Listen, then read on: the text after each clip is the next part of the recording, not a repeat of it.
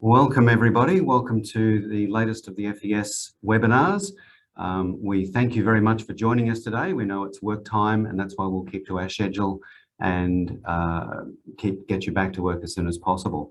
Let's first of all open by acknowledging the Aboriginal and Torres Strait Islander people as the traditional custodians of the land and pay our respects to their cultures and their elders past and present.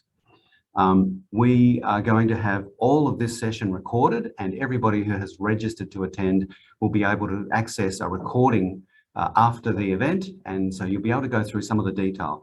We know there's a lot of detail in this one, and we know you'll be interested in some of that later, so please don't panic if we think we're going through a couple of slides a bit quickly.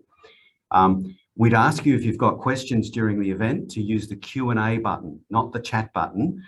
Chat if you've got a technical issue, and we'll get one of our people in the background to assist if the sound or the picture isn't working. And you can set your own view options. So you can have the gallery to the side or just the speaker to the side of the main screen, which I'd recommend as the key way to see the presentation. All the questions that you raise in the chat will be addressed at the end of the session, and those that we don't have time for, we'll put an email together with all the questions and all the answers. Everyone who's registered will get a copy of that, so don't stress if you think your question may not get there with time. So we'll address all of that at the end of the session and also give you copies after the session. So let's move in. We have a couple of speakers today. I'm myself, Rob Lind. I'm from Fire Equipment Services, look after safety and quality. We have Walter Mioch, who is the Managing Director of Precision Locksmiths. We have a bit of a background on Fire Equipment Services. We've been going 120 years. We're part of the Fire Brigade, Fire Rescue Victoria, and a statutory authority who operate in support of the Act. And all of our surpluses go straight to the support of operational firefighting, PPE, trucks, equipment, and we protect our communities in that way. Our purpose, leading community safety, and we partner with people like yourselves to help you protect your assets. Our vision, to be the trusted leader in fire safety, emergency management, and we have technical expertise, responsive service, regulatory compliance. That's how we judge ourselves.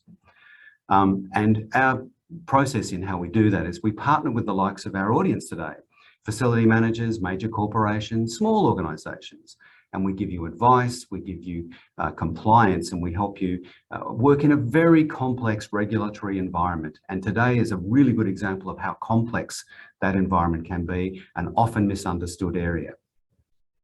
So let's introduce Mr. Walter Mioch. He's the Managing Director, as I said, of Precision Locksmiths. He's a member of the Master Locksmiths Association of Australia and has been a subject matter expert on what we're going to talk about today. And they engage him to cover that subject for their locksmith members. He regularly instructs the industry on exit door compliance, works at various national forums. And Walter's got a unique combination of skills that he brings to us. He's not only a commercial locksmith, but he's also got a detailed knowledge of exit door compliance through the regulations, the Australian standards, and the acts. So he's worked very closely with the VBA, the Melbourne City Council, and to make sure that all of his information is up to date and accurate. Walter likes to talk facts. He's not offering opinion today, he's going straight from the codes. And he's happy to share his knowledge, and we thank him for that and his expertise on this very special event. I normally say, look, if you've got one or two things you can take away from this as extra learning or a follow-up action, then it's valuable and we've succeeded in what we've set out to do. I guarantee you, you'll get more than one item that you'll take away and think, oh, I've got to follow up on that. So I'm very pleased to introduce our subject matter expert, Mr. Walter Mioch. Thanks, Rob. Good morning, everyone, and appreciate your time. Thanks for joining the session. This morning, I'm going to be sharing with you about 10 to 15 years of information and knowledge gathering that I've acquired over the years. It's been quite a journey, and I'm very, very grateful to have had two wonderful mentors in that time, one from the Melbourne City Council and the other from the Victorian Building Authority, the VBA. These two gentlemen helped me enormously in my journey to make sure the information you're being presented today is accurate. So if we start with what our risks are, can you imagine you're in your late 20s, you've had a great night, you're on a bucks night, and you decide, as you do, to have a whole lot of drinks, and off you go. You're out with your buddies, having a good night. You come home to your house or your unit, and they're having a wrestle, as you do in your 20s. And now, unfortunately, this young gentleman called Toomey, two of his mates knocked him over a balustrade accidentally. He fell one story down. He broke his neck and became a quadriplegic. From that ensued a legal case where about 13 people were put onto the defendants list because it was deemed that the balustrade was about 6 centimetres too low, and that contributed to him being pushed over and then hence falling over the balcony. It's a very famous case to do with the building code. The point about this is that even though the developer, builder, architect, the building surveyor, the building inspector, they all signed off on this particular railing. Once it went to court, it didn't really matter. You weren't covered by the building surveyor. So when things go to court, you've got to make sure that you've covered yourself. So if you happen to be doing something, you're in a position where you need to make a decision, or if something's not quite right, you need to check it out, because when it goes to court, there's no safety net, there's no life jacket. Bottom line is you've got to know your stuff. A little bit different with councils. You get the protection of occupancy permits, certificate of compliance, etc., building surveys and special dispensations. So please keep that in mind. Do your due diligence. Make sure you get your information right. So something we'll just pass over quickly is the hierarchy of the BCA NCC. This is a wonderful part of the session because if you're suffering from insomnia, this is a really great solution for it. So structurally, you've got the State and Building Acts, and they sort of decide the framework for how things work, like the day-to-day building, construction, etc. So our Bible, which I'm not sure if you can see that here, but our Bible is the Building Code of the BCA. Hopefully you can have a look at that. And that's pretty much the Bible. So that's what they go to court. That's where the rules are. That's where if you want to build something or do anything, that's what you have to follow. Now below that, the 3 items there are the Australian standards. There are approximately 7,500 Australian standards at the moment. Now, wrongfully, a lot of people assume that the Australian standards take precedent, and that's not actually the case. Australian standards only become law once they're referenced by the BCA or the NCC, the National Construction Code. An example of that is during the Black Saturday bushfires. Sadly, a lot of people lost their lives. 2 years prior to that, an excellent building standard was introduced, but was not law, but it was only after the Black Saturday fires that they actually got introduced into the BCA and then became law. So you'll often hear the terms are quite interchangeable between the BCA and the NCC. One is the Building Code of Australia, the other is the National Construction Code. So in 1990, the BCA, or the Building Code of Australia, was pretty much compiled as we know it today.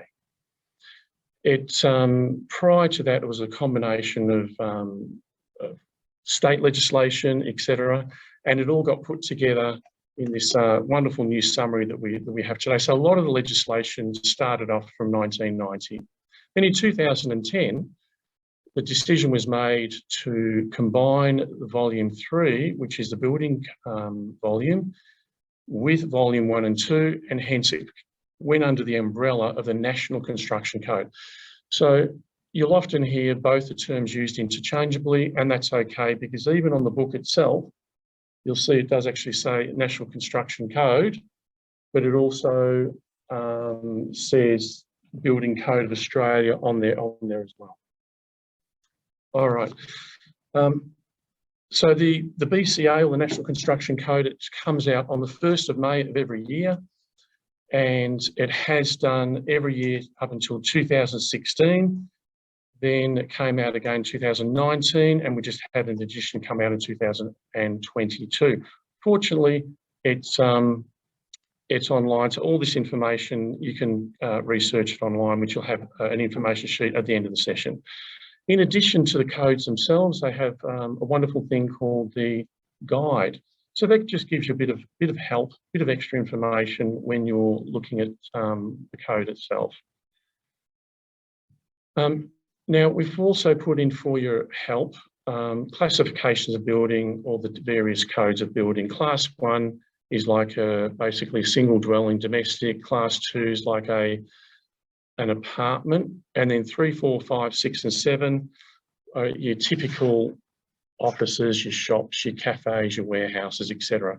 So we're going to flick through these for the moment, and then, but at least you'll have that information that you can refer to it later. Now, the next thing we're going to look at is within the building code. So in volume 1 that I highlighted before, which is basically the commercial one. And within that, there's a section called D2.21, operation of latch.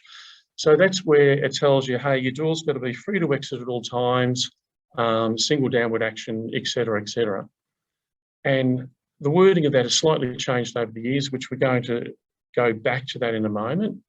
And we're also going to be looking at some of the exemptions, and that's when there's a lot of misinformation out there, and it's important to, even if you just remember some of these dates, would be fabulous.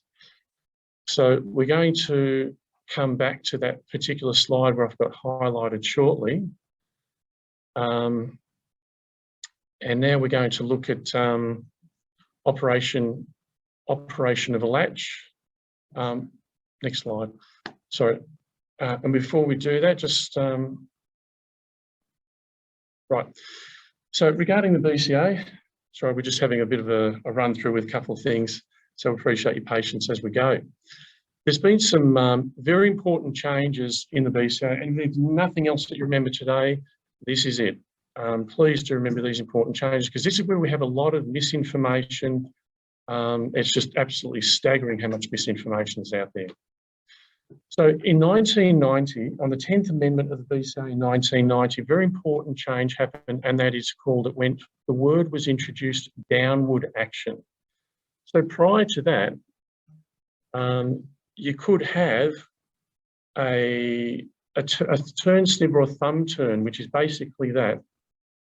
Okay, so the way it works with the BCA is, I think at this point we're actually going to have no, we're not going to have a poll question. That's all right.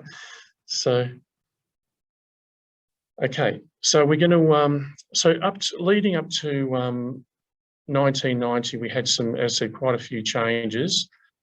And one thing I was going to mention was when a building is constructed and the architect starts his drawings and it gets submitted to the council, there's usually a BCA that's on the certificate of occupancy, where the building was constructed in accordance with the BCA of the day. There is basically nothing in the law area of exit door compliance that's retrospective. So if a building was completed construction, say in 2008, the BCA that's relevant for that building would most likely be the 2006 or the 2007.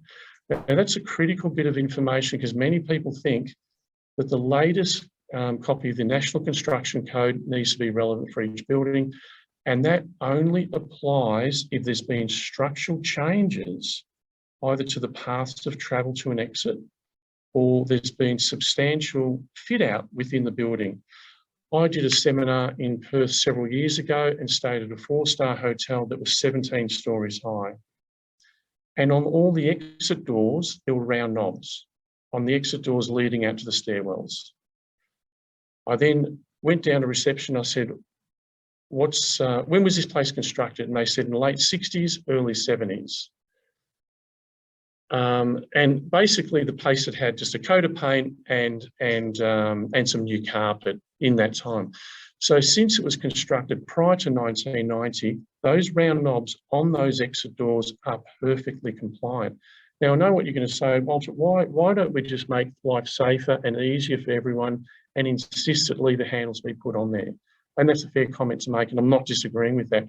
The purpose of this seminar or webinar is to get people advising the correct information. And you can say, hey, look, technically, this is the answer. Technically, you are legally allowed to have round knobs on that hotel. We, however, recommend that you put lever handles on there for the safety of everyone. That's the difference. That's the message I want to get out there today. And so from the financial point of view at that hotel, those doors would probably be full of asbestos. It would probably cost them $50,000, et cetera, et cetera. But that's beside the point. That's their financial decision. So in moving forward from 1990 to 2013, even though the building code introduced the word downward action, it was not specific to say what type of lever or downward action was acceptable. So it was left up to professionals in industry to come up with a solution, or to come up with an industry standard. And what was generally accepted up until 2013 was that something like a lever turn that had a downward action that you could hit with your elbow was accepted, and is still accepted today. Again, if there's a property that was built in 2009 and it had these lever turns and there'd been no structural changes to the exits, this is still completely 100% compliant. Okay, in another important date change, we'll get back to 2013 one. Another important date change in 2008, the lever handle height changed from 900 to 1200 to 900 to 1100. Now, there was a case where I was called in to give my opinion on a pub in Geelong with lever handles, and they had about 12 of them or something. We're all at 1200. So the pub was built in 2002, and there'd been no structural changes to the pub. That only had new carpet, new paint. That's an important point to keep in mind, please. So that pub was perfectly compliant. They were given an order to replace update all their lever handles, which was going to be several $1,000s worth of work for them. So this is where you have to be careful when you're advising. If you're an advisor or a consultant and you say that pub's non-compliant, which was the information I was presented with, you've got to be careful, because you may be sued for the cost of doing something that wasn't legally necessary to do. So please keep that in mind. All right, in 1st of May 2011, no longer was there an exemption for unit doors within a boarding house, guest house, hostel, lodging house, backpacker accommodation. As you may remember, there was a lot of tragic fires, about 3 of them going back many, many years, about backpacker accommodation, boarding houses, etc. And as a result of that, there were some changes made to the BCA. So if you're a backpacker in an individual room, that no longer had an exemption, it had to be free to exit. But again, important to keep in note, that exemption applies to backpacker accommodation constructed prior to 2011. Would you recommend a lever handle? Of course, but it's important to know where the law stands on that.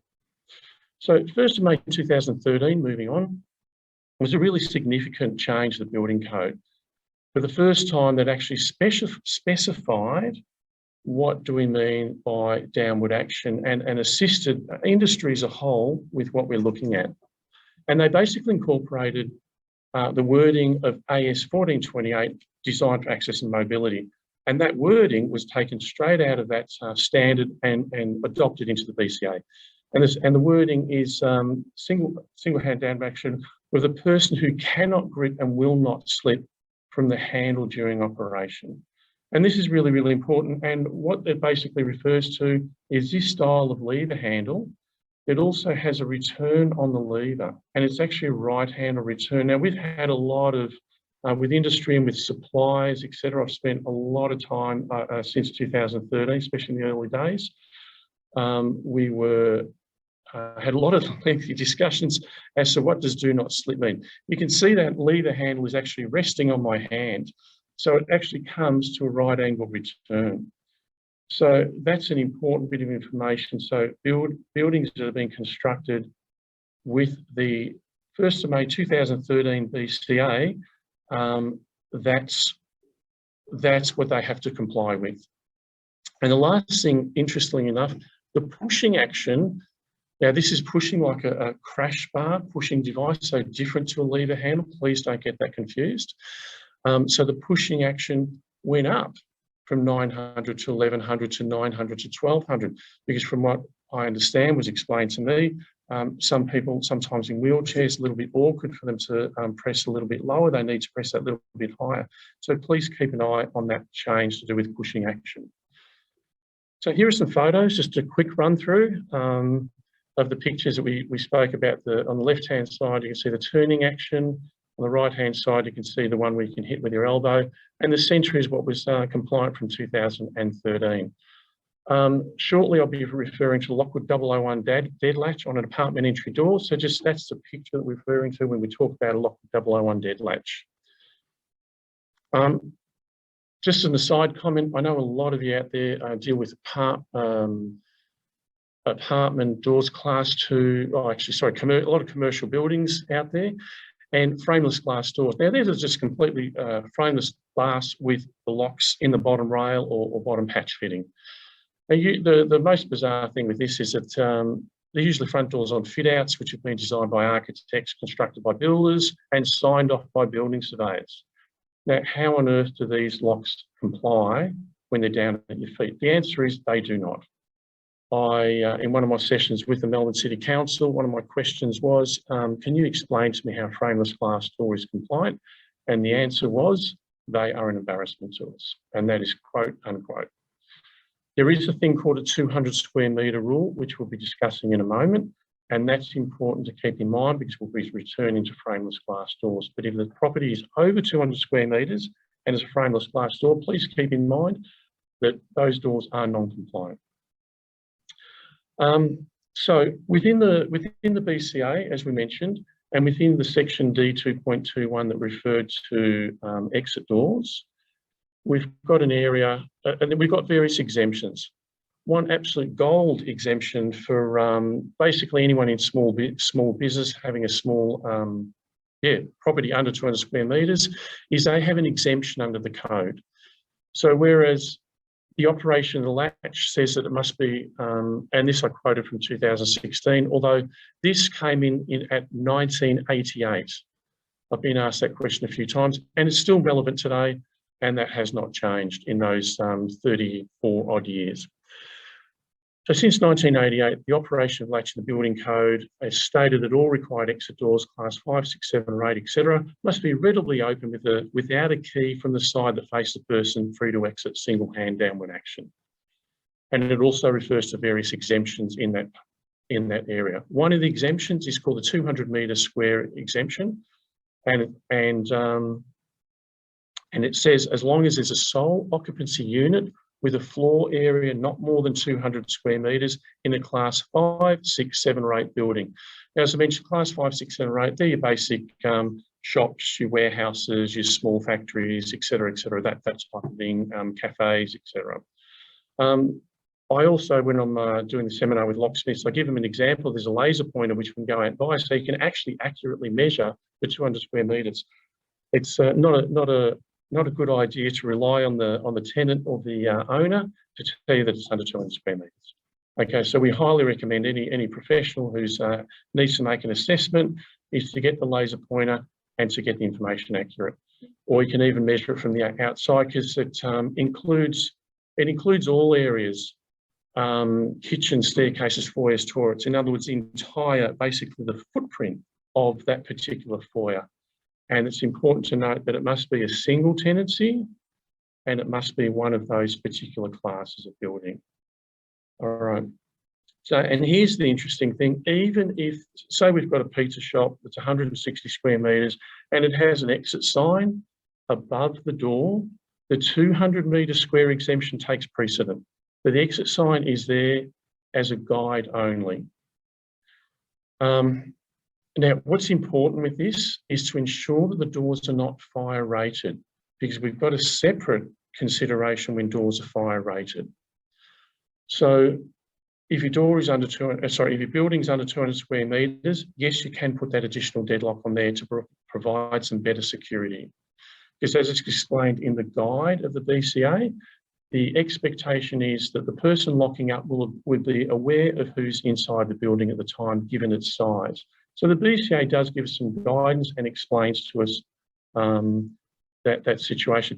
Interesting with the 200 square metres. So every couple of weeks, I get emailed concerns, complaints, etc., that I have to deal with. One case a few months ago, I got an email regarding there was a small city, small country town in Victoria, which will not remain unnamed, and the head technician there, building surveyor, he said to me that I got the word that he had gone around and told all the shops in their street they had to remove all their deadlocks because they were non-compliant. I then got this email and I contacted this chap, we'll call him Neil. I said, Neil, this is who I am and this is what I do. I'm just curious if you could tell me a little bit about why you made the decision to remove all the deadlocks in these shops. And he explained to me that, and I said, are you aware of the 200 square metre exemption? He said, yes. He said, but he believes that relates to domestic houses only. I said to him, okay, look, you've got it wrong. I said, who's your mentor? And he mentioned the name of the mentor, and coincidentally, it's one of my mentors at the VBA, the Victorian Building Authority. So I said, great. Can you please contact him and then tell him you've spoken to Walter from Precision Locksmiths, and then give me a call back and let me know how you go. So Neil called me back in about half an hour and he said that, look, my apologies, you're right, we've got it wrong. And how often would you hear that? The councillors turn around and said, we have got it wrong. They changed their mind. And so all those shopkeepers were allowed to keep those deadlocks on those doors. So again, the message here is the amount of misinformation that's out there is just mind-blowing. The trouble that we had 15 years ago, you would not believe, getting councils even to acknowledge that the 200 square metre existed. And this is all in black and white, right? It's all there in the code. It's very easy to follow and it's easy to read. So something very important, please note that with swinging doors, if there's an inward opening door, it must have a hold open device. And that can be in some of those, like those push ones that you spring loaded that you push down with your foot, or it can be a hold open device that's sometimes incorporated into a door closer. So that's important, please to note that. A practical example of the 200 square metre exemption. You say we got pretty close to our the pizza shop before, but insurance broker's office, 180 square metres, and the front door is an aluminium glass door with an exit sign, and the door can be fitted with an additional deadlock, or you can put one of the bolts into the floor down into the concrete if you choose to. However, the rear door, which leads to a stairwell, is fire rated. So this is an under 200 square metre property. The rear door is fire rated. Then the rules governing fire rated doors would apply. Okay, so yes, you can have one additional lock, such as a Lockwood 001 dead latch being self-latching, but the same rules would have to be followed as fire-rated doors on a front door of a sole occupancy unit in a Class 2 building. We'll run through this a little bit more because this is we're getting up to the most misunderstood area of exit door compliance.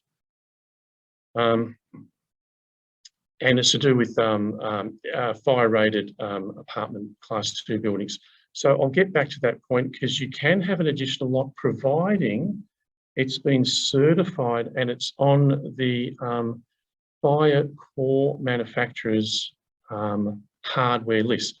So just quickly, when a fire door is constructed, they buy a basically sheet metal fire core, and the fire core gets purchased by the fire door manufacturers and turned into a fire door. They coat it in timber. So that's the difference. So before you put anything onto a fire door, you have to make sure that it's on the approved hardware list of the fire core manufacturer. And there's 3 main fire core manufacturers in Australia. We'll get back to the fire door situation in a moment. Other exemptions, which we're just going to touch on very quickly at the moment, is the Australian government. There's a lot of exit doors that you can, with exit signs that you can deadlock for various reasons legally. The government, Australian government, for example, secure parts of a bank, detention centres, mental health facilities, early childhood centres and the like, and as long as they can be immediately unlocked. So nursing homes, for example, you'll often see exit signs above them, and there might be a magnetic lock or an electric strike, and that's hardwired into the smoke detection system throughout the building, and they get tested on a regular basis. That's obviously there designed to protect those patients who have mental health issues that don't wander out in the street and get killed. So there are provisions in the building code allowing for that. Okay. And there's many examples of exemptions to the code, which we can run through a little bit further later if we have time. Now, I also mentioned about nursing homes. There's also a say you've got a Class 2 building with apartments. Occasionally, in our job as commercial locksmiths, we get asked to lock off an exit door on a commercial building. And you might say, well, you can't do that. You can, as long as A, you get a building permit, B, you connect it into the smoke detection system. Okay, so there are allowances in the code. It just recognises sometimes it's just not practical, or there may be reasons that you need the exit door to be locked off, basically. Okay, so I can't stress enough that even once you're doing affecting a safety measure, a building permit must be is required. The fine for commercial premises, if you don't get a building permit, I think is up to about $360,000 for a commercial person who decides to go ahead and get some works done and they didn't get a building permit. Please keep that in mind as well. So childcare centres, we're not going to spend a lot of time on childcare centres. I argue a lot with building surveyors over childcare centres because I also received a legal opinion on childcare centres as well. Something important in Victoria, as well as a building code, they have appendices. So these are like addendums or in addition to the main building code body itself. And if there's a couple of small variations between the states, they'll be referenced in the main body, the BCA. They'll say, see Victoria section, whatever. And then you go to the appendices. And for example, in Victoria, there's a section in childcare centres, and it actually refers to, clearly we want to stop kids from running out on the road and getting hit by a car. So the BCA allows for that. So there's another example where we can legally lock off an exit door because no one wants to have a 2-year-old running out in the car park. Victoria's gone one step further and been quite specific in its part of its appendices as what's required there. So it says that it refers to the device and a device. Now that's really important to note as well, because I've taken to task a few building surveyors on this particular point, and a device can be between 1,500 to 1,650 off-floor level, and it must be self-closing. Now, it doesn't refer to what that device is, but you can, now when we're installing these days, we do put a lever handle at about 1,600 off floor height. It doesn't have to be a lever handle. We recommend that, but at least we're complying with the code, which is between 1,500 to 1,650 for a device. Where my point of contention is, a lot of building surveyors sign off on childcare centres with 2 devices on them, a mag lock and a lever handle. If you read the code, in my opinion, it's quite clear, and I did receive some legal advice on that. So please give that some thought and do seek more advice on that. So lock-up procedures, moving on to another area which is very, very interesting. We occasionally get told, yep, it's fine, we have lock-up procedures in place. What's been proven when cases go to court over the years, as in Toomeys versus Scaleros Concrete, 6 centimetres, they successfully sued 8 people or 7 people for $5 million, although that case was reduced down somewhat because they were completely drunk. However, the point is, yeah, look, this is about millimetres. In fact, coincidentally, yesterday afternoon, I got a call from a locksmith colleague who told me that the council knocked back a pool regulation handle that was 10 millimetres too low. So close enough is not just good enough or near enough. So please keep that in mind. So as far as lockup procedures goes, please exercise care when dealing or implementing lockup procedures. The BCA does not recognise this term, therefore nor will the courts. So please take that pretty seriously. Even if they say, it's unlocked all day, again, if it's something issue goes to court, yeah, good luck defending your position. This is probably the most controversial. This is probably the most controversial area of exit door compliance. I've had people swear black and blue, and a lot of people go on that Class 2 residential apartment doors must be free to exit at all times. Okay, and they are completely 100% wrong.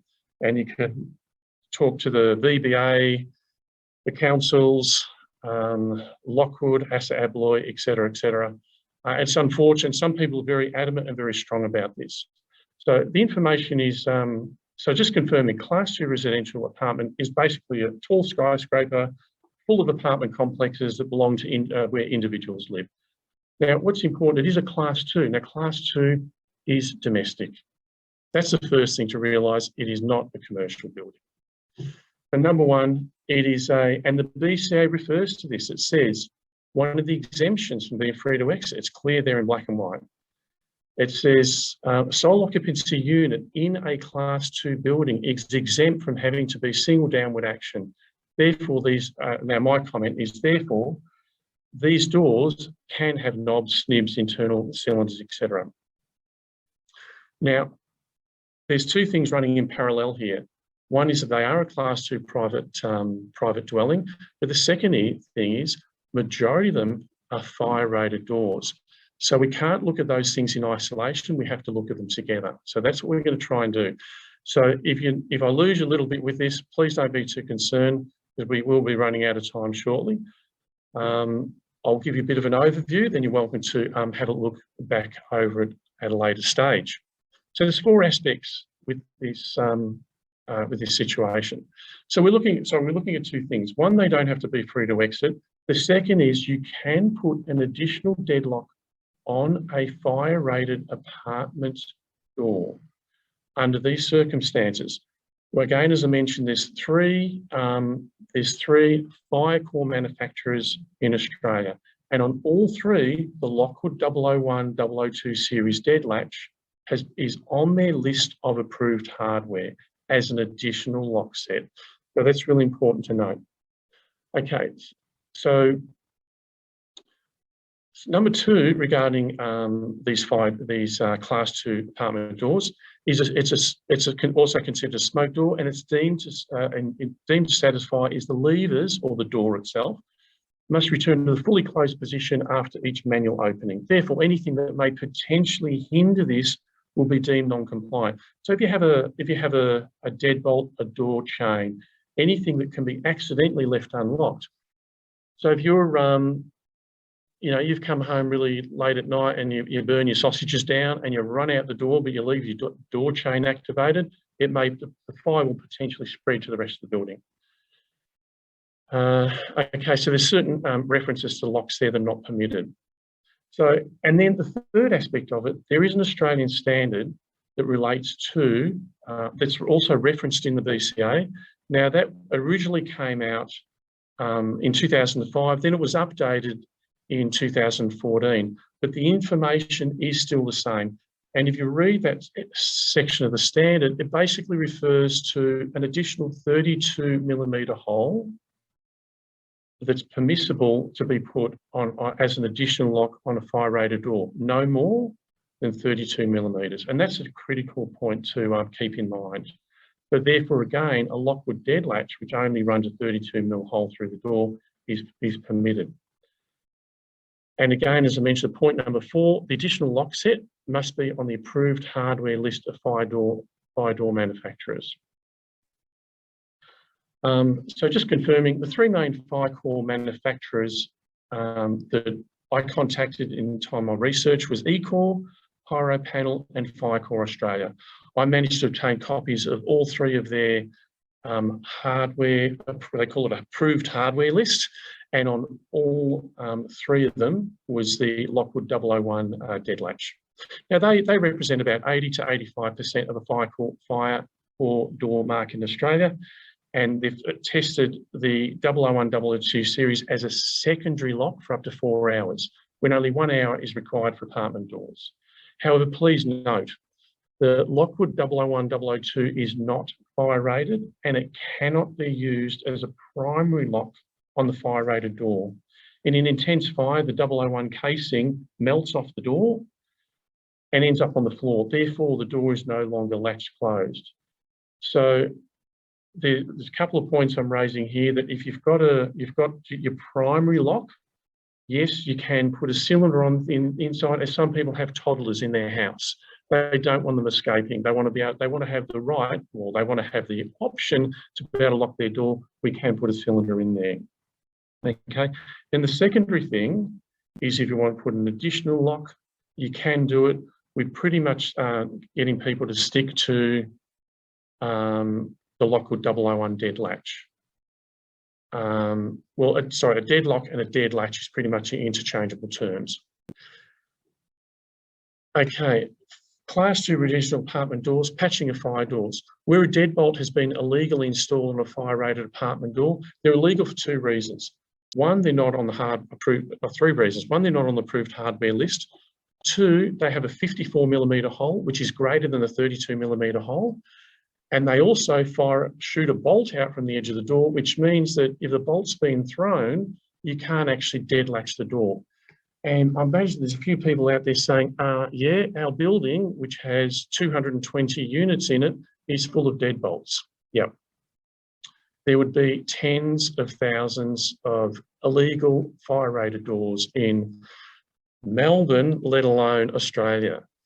Look, I work very, very hard at trying to come up with solutions, and there's a thing we call a filler plate. So if there's a 54mm hole in the door, you really need to remove that deadbolt that's on there, and something that can be installed is this is called an ADI filler plate. They're also made by Lock and Key, and that is actually been approved by the fire core manufacturers to basically cover that hole. So there is one option to consider. Something else that's become increasing over time is non-fire rated residential apartment doors. An increasing trend where builders are upgrading the fire sprinkler system and are exempt from installing fire rated doors. They're usually solid core doors, and depending on the building design approval, doors can still need to be self-closing and self-latching. Now, I had to seek some advice from the VBA on this to find out our position on this, because we weren't dealing with a fire-rated door anymore. However, we were dealing with a door that effectively was providing some fire protection within the building. So a lot of the rules still apply. The door still needs to be self-closing and self-latching. For example, a 001 touch that may have an additional hole, however, can be installed. So that's something to keep in mind too. An area of the code which anyone who manages a building and they've got tenants who leave all their stock in some of these in stairwells, etc. I mean, they are clearly not only a fire hazard, but they're also just an exit hazard to trying to get people to exit doors. A great thing to have up your sleeve, and this is a building regulation. It's actually above the BSAL, the NCC, and section 1218 refers to maintenance of exits by occupiers of buildings or places of public entertainment. And it also refers to these 3 points here, that all exits are required to be provided in relation to the building or place are maintained in an efficient condition and kept readily accessible, functional and clear of obstruction so that egress from the building or place is maintained. That's great to have up your sleeve, especially for owners, managers, where you say to people, hey, look, if we call the council in, you're going to get a $1,500 on-the-spot fine for each and every door. That's the potential the council has. I think the fine's even higher than that, 10 penalty points an hour. I think possibly up to $160 per point. But anyway, that's a lot of money. Now, that's me wrapped up. And hopefully, I know that's a lot of information, and usually the session goes for 2 hours, so you're being given the short version. But I hope it's given you a bit of a taste. There's some really helpful websites. A lot of this information, it didn't used to be over the years. You had to buy the physical book. You can now obtain all this online, which is amazing. So thank you very much for listening in, and look forward to fielding some questions. Thank you very much, Walter. That is a very in-depth subject, and we know that it's complex. And I have sympathies for people who manage multiple properties under multiple classes. So there is certainly help available. Those NCC guidebook, codes, and also the guide that Walter mentioned, really good, and I'll use the term Bible to reference, because they really control everything that your owners, occupants, and the installers of items need to comply with. Now, as we did promise, a copy of this recording will go to everybody who's registered, so you'll be able to review this in your own leisure. And also, we're going to attempt to answer some of these questions live now. So I'll ask, I might direct the first one to Walter. It's come through from Scott, and his comment is, my belief is that the word downward wasn't introduced until the Fifth Amendment of the 1990 Building Code, which wasn't adopted in Victoria until June 1993. I'll ask for your opinion on that one, Walter. The downward action on the levers. Yep. Hi Scott. Thanks for that. I have a look at the. If you have a look at the BCA 1990, it's definitely in there. And where I first found it, first discovered or uncovered it was in 1988. So just have a look back on some of the on the library, and check that out. It's definitely in the it's definitely at least at a minimum in the 1990 BCA. You'll see it in there. And I guess Scott's comment was not introduced in Victoria until June 93. Is that spot on? I'm happy to check into that further, but my research was definitely the BCA 1990 was in there. Yep. That's Australia-wide. Yes. And from Tricia, we have a query. We rent part of a building. Our section is less than 200 square metres, but the building is more than 200. Does the exemption apply? Okay. Good question. The exemption applies to an individual tenancy. So the exemption is clear. It says sole occupancy. So the two tenancies A and B, they may share a door, and the exemption does not apply to that shared door, but it only applies to the front tenancy, front door of your tenancy. Very good. I think we've got a bit of feedback, so I might even try to turn my microphone down because we're competing with each other. From Samuel, what about the buildings, churches which were built before July 94 and, whoops, my screen's moving, and don't have an occupancy permit indicating this particular essential safety measure item? Are these buildings still required to comply with D2.21 compliance? So built before 94, Walter. Yeah, really good question. And to be honest, with a lot of these old buildings, we're taking them a lot more case by case. And some of the stuff that's pre-1990, and a lot of it's schools, auditoriums, churches. We come along. Look, I've had a building surveyor. We called him in on a particular school, and they had panic bolts on there, and we said, look, you know, it's on the auditorium. We should really be putting crash bars on this. And he goes, no, they're fine. So the older stuff, the truthful answer is the older stuff's a lot more challenging. Again, technically, can we lock them off? Can some of these churches compliant?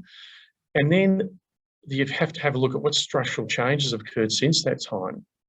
So it's not always straightforward, and I'm really reluctant to give a straightforward answer, except we take them case by case with a lot of the older stuff. Because we also, even though I've presented a lot of technical information, and said, hey, this is what the law says, please try and commit it to memory. We also, like all of us, have got a sense of responsibility that we try and make sure that we go above and beyond that. And there's times we look at things and we go, look, that's just not going to fly. You're going to have to get rid of that.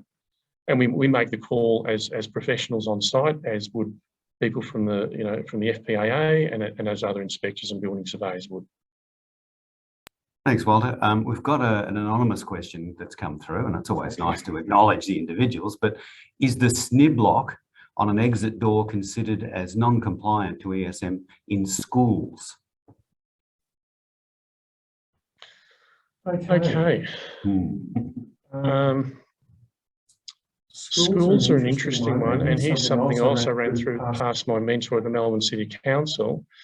Actually, that's a good question, because here's an interesting point to note. Classrooms, and with a lot of teachers being a bit concerned about having the ability to lock off their classrooms in an emergency, should that arise. Classrooms are exempt from being free, single downward action free to exit. You can actually deadlock a classroom. An individual classroom can legally be deadlocked. Okay, now that's information I did run through the Melbourne City Council through my mentor, because I wanted to double check that for myself. However, exit doors, general exit doors. So is your question like the SNIB lever turn or a thumb turn on an exit door, a general exit door of a school building, will that be compliant? Is that where the question's heading? I would guess so. And I'd guess so, okay. yeah. As opposed to classroom. It was good to mention about classrooms, though. That's Yes. an interesting point to know. But on the main exits, yep. Yeah, and that's a good question to ask, and I don't actually know the exact answer to that, but I know we've been actually, I'll rephrase that. The exemption and the timeframes in the BCA do apply to schools as well. However, with a lot of schools, due to the education department, a lot of those upgrades have been made to lever handles. So I'd like to get a definitely get a second opinion on that, because as I said, with old schools, we take a case-by-case basis. And we can come back with a bit more information in our email out to all the attendees. Yep. But in the essence of time, our question from Anthony, if time, well, yes, please explain more about deadbolts coming through the side of a door. I'm guessing Anthony's referring to the actual bolt. Bolt shooting out. I'm assuming, Anthony, that was in relation to the you're referring to the Class 2 apartment buildings. When you turn the key and it fires a bolt out from the edge of the door, if the bolt is fully thrown, that will stop the door from self-latching. As opposed to a dead latch or a Lockwood 001 dead lock, it's got a self-latching mechanism on it, and so it will close itself every time. Whereas if you accidentally fire the bolt and you run out your apartment door, the bolt is protruded outside of the edge of the door. Hopefully that answers the question. That's my best guess on the interpretation of that one, but the bolt, literally the bolt hits on the side of the door and prevents it from closing. Whereas the bolt will hit the frame, the door frame, stopping the door from latching into its fully closed position, which is required in the NCC. But with a spring-loaded tongue, it can close the door and comply. Correct. Yep. Let's have a look at one from Philip. Reference to a tenant's responsibility for maintaining exits should be Regulation 228 of the Building Regulations 2018. Yes, that's in terms of responsibility for compliance and for potential fines. So I believe that's a correct reference there, Walter? Sorry. This is for the tenant's responsibility for maintaining exits. And Philip's referencing the Reg 228 of the Building Regs from 2018. And I'm trying to remember whether it was 228, 226, it's around that area. But the tenant certainly can be accountable for maintaining the exits in addition to the owner. So whoever takes possession, control and manages those particular exit areas, but the tenant is in first instance the one who needs to make sure that they're maintained. Because the legislation refers to the occupier. Yes. So I think it's fair to say that would Yes. refer to the tenant. Yeah, occupier, tenant, I'll take it as meaning the same. Yep. We've got, let's have a look at another anonymous one. Do you have any advice you can provide for an OC that is resistant to changing the common paths of egress door handles from knobs to levers for reasons of aesthetic and cost? Always tricky.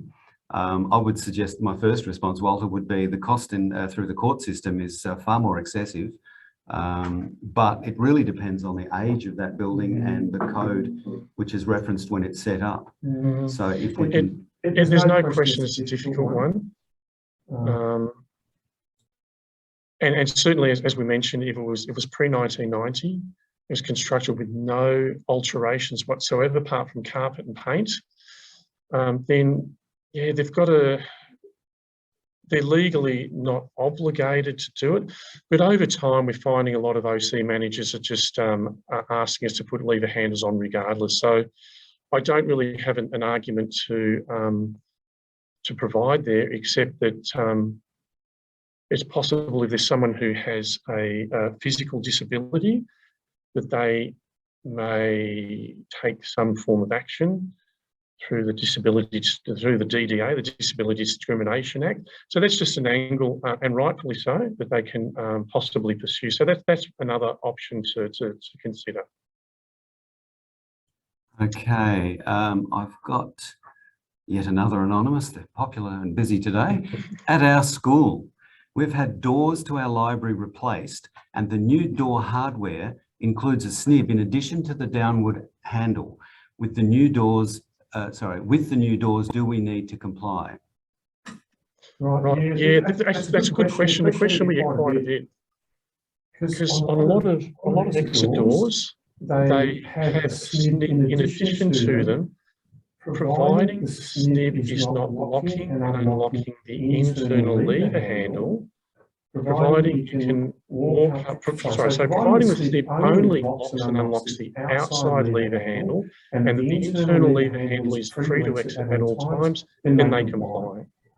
Over the last 20 years, we've had sort of some contentious issues. We've had some councils quibble about that, but they're pretty much everyone's on board now with that comment.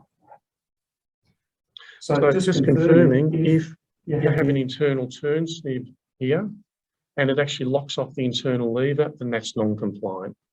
But I'm assuming if it's a reasonably new build and it's in a school, that turn snib will only lock off the outside handle.